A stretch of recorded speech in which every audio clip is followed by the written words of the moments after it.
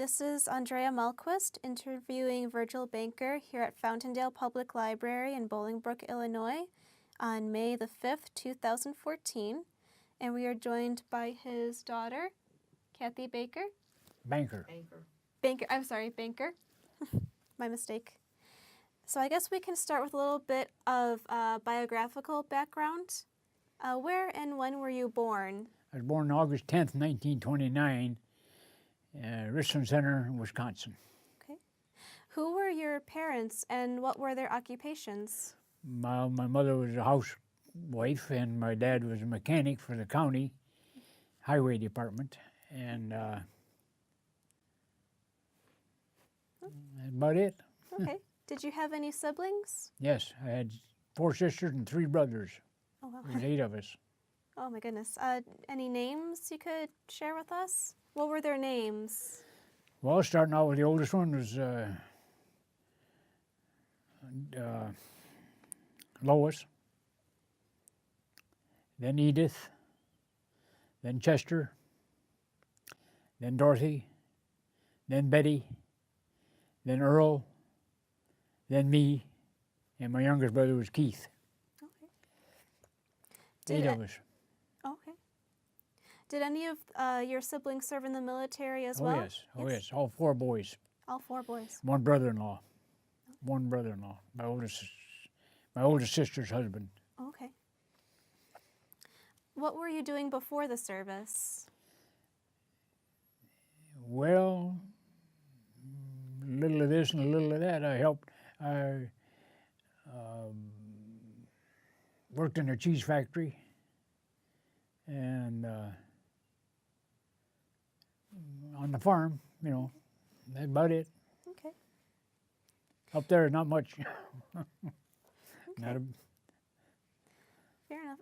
Well, Wisconsin definitely has. Which you were in the military, in the Army, correct? Yes. Okay. And did you enlist or were you drafted? no, I enlisted in 1948. I got out of high school in 47, Okay. and I joined the Army in 1948. Okay. And why did you choose the Army? Well, my 2 older brothers were in the Army, and I just followed along. Okay. And what happened when you departed for training camp? And can you describe your early days of training? Well, I took my basic training in Fort Knox, Kentucky, and big thrill for me was to get out of the state of Wisconsin for a little while. And my dad drove me to the train station, and that was about it. There was no big parade or not a whole lot. And then I rode the train or bus or whatever, I don't remember, to Fort Knox, Kentucky, and took my basic training, 8 weeks. Okay. Do you recall your instructors? What were they like? I don't recall any of their names. They were tough, but fair. Seemed to be fair for, you know. Most of them were what we call retreads, World War II retreads, you know, because they're 1948, and a lot of them had stayed in the service. They'd been in before, and when they were in World War II, and so then they decided to stay in, and those were my instructors, most of them. How did you adapt to military life, including the physical regimen, the barracks, the food, the social life? Quite well. I had no problem with that. The parts that you mentioned, I had no problem with the social life or any of it. It was all a learning experience for me, but it was all, you know, very good. Very good. Okay. And where did you serve? Pardon? Where did you serve? In Korea, correct? Yes, Korea. Korea? Okay. Do you have any memories that you would like to share about that experience? Oh, a lot of memories about Korea, but the outstanding ones are the plight of the innocent people that were refugees through no fault of their own. There were lots of them, and I'm talking about little kids on up to, well, there were no young men. They were all in the service, but elderly people could, and they were homeless, most of them, for the most part. The kids were all orphans, for the most part, and they were, all the sanitary conditions were bad. They were, little kids had open sores and were hungry all the time, and they smelled bad. I mean, it was through no fault of their own. It was just the way it was. And did you serve on the front lines? Well, off and on, I was in an MP battalion, so we were not a frontline committed unit. However, the front lines didn't have any respect for her. Yeah. Could you describe some of your duties? I was a mechanic.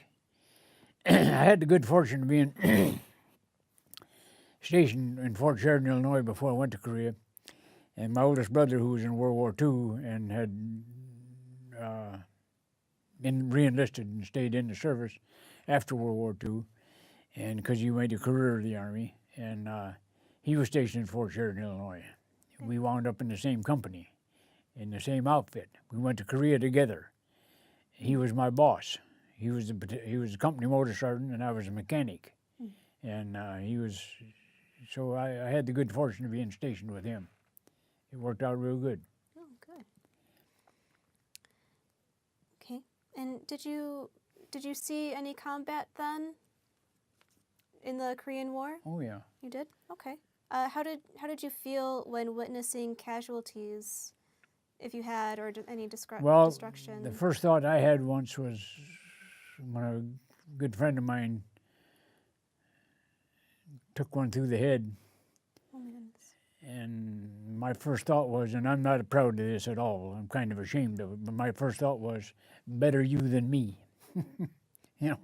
That's a very selfish thought, but that was the first thing that popped into my mind. Okay. What kind of friendships and camaraderie did you form while serving? What kind? Yeah. Well, close and very good. I mean, I never had any bad relationships with anybody. And then after I was promoted to sergeant, I was a motor sergeant myself, and I had some of the world's best mechanics. I always referred to them as the world's best mechanics because they were very, very good, and they were very obedient, and I was very respectful of their obedience to me, so we got along real good. I was happy to be with them. How did you stay in touch with friends and family back home? I wrote letters I wrote letters quite frequently to my mother and my dad, and that was about it. My sisters could always contact Mom and find out how I was doing and everything. My other brothers were in also. Both of my older brothers were in World War II, and they both re-enlisted and stayed in the military. And then later on, my kid brother, after I joined the Army in 1948, he joined in 1950. So all four of us were in together. And also your brother-in-law, you mentioned as well. Yeah, he was in World War II. Oh, okay. He was in South Pacific, I think in the Philippines, I'm not sure. Okay. But anyway, he didn't stay in the military. He got out as soon as he could. Okay. Did you have any time for recreation or anything? Any what? Did you have any time for recreation while you were off duty? Oh yeah. We had if we done our jobs and everything, we were granted a what they call R&R, rest and recuperation, 5 days. It didn't come off your furlough time. And I had the good fortune of being able to go twice on R&R. Once in regular rotation and another time when I done something good, so they gave me a reward of letting me go to R&R again. And I chose to go to Yokohama, Japan. That's where I was. Both times I went to Yokohama. Okay. So you mentioned that you went to Yokohama. What kind of things did you do while you were there visiting? Where? What kind of things did you do while you were there visiting Japan? Oh, we got drunk and and that was about it. A lot of things to see in Japan. It was all new to me. I mean, I'm from a rural Wisconsin area, Very and different. so it was an eye opener. Believe me, it was very interesting to see other cultures and how they lived and so on and so forth. And I wondered aloud sometimes how they could live the way they lived, but then they probably wondered the same thing about me. So I got along with them all right, no problem. Good. Where were you when the war ended? I was 1953. I was back in the States. I was Fort Belvoir, Virginia, when the war ended. I had re-enlisted. I got out to see. I went in the Army in 1948 for 3 years. I should have got out in 51, but I didn't because President Truman extended everybody for a year because the Korean conflict was still going on. And so I had 4 years in by the time I got out. And then I re-enlisted for 6 years. And I was stationed in Fort Belvoir, Virginia when the Korean conflict ended. Okay. So you returned home to the States a bit before the war had ended. Oh, then. yes. Okay. Yes. How did you return home from Korea? On a ship. On a ship? yeah, Okay. yeah. And how were you received by your friends and family and community? They're glad to see me. Hi, how are you? Where you been? Not a big deal. No band, no parade, no party. Just your bed's upstairs where it always was. Go to bed. See you in the morning. That was about it. Fair enough. I was home. Yeah. How did you, any readjustments had to be made to civilian life? Pardon? Did any adjustments have to be made to going back to civilian life? No. No? Okay. And have you remained in contact with or reunited with your fellow veterans? I went to a couple of our reunions, but no, I've lost contact with all of them. I haven't heard from any of them or any of them. It was a long time ago, so I don't know if they're dead or alive. I don't know. Okay. Are you a member of any veterans organizations? Yes, I remember the VFW. VFW? I remember the American Legion, 40 and 8. I'm also a Mason. Huh? Yeah. Okay. And what have you done since separating from the military? Well, I first got out, I worked for a guy who had a welding shop in Chicago. My wife is from Chicago. So that's how come I wound up in Illinois. And we lived in Chicago, and that's the guy that hired me when I first got out of the service had a welding shop, like I say. And then from there I moved to driving a truck, and that's what I did the rest of the time. I was drive a truck until 1970 or 71, I got my own business, bought my own truck. And I had my own business until I retired in 1991. Oh. Self-employed. Very nice. Okay. How did your wartime experiences affect your life? Nothing serious other than joining the organizations that I belonged to, like I said, the VFW and American Legion. No, it didn't have much of an effect. Okay. Outside of the discipline that I had, was pretty well ingrained, and I kind of lived by that. But nothing real serious. I wasn't mean to my kids or anything. She can prove that. Okay. Any life lessons from your military experience that you had learned? No, none that stand out anyway. I don't know. Okay. How has your military service impacted your feelings about war and military in general? Well, it's a waste of time. I mean, it's a waste of lives and time and money and equipment. There's no reason, in my opinion, there's no reason for anybody to go to war. I don't know why war occurs. I have no idea. But I've thought about this, and it's not something that makes any sense. It just doesn't make any sense. I had the experience of talking to a guy that was a guard with some prisoners of war in Korea, and he told me that he had a conversation with one of his Chinese prisoners who was educated in the United States, so the man spoke pretty good English. And he said that this prisoner had asked him once, why are you in Korea? And he said they told him because of guys like you invading the north, from the north to the south. And he said, yes, but why are you here?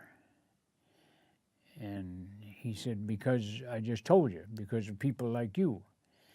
And the guy said, I'm here because my government sent me here. Why are you here?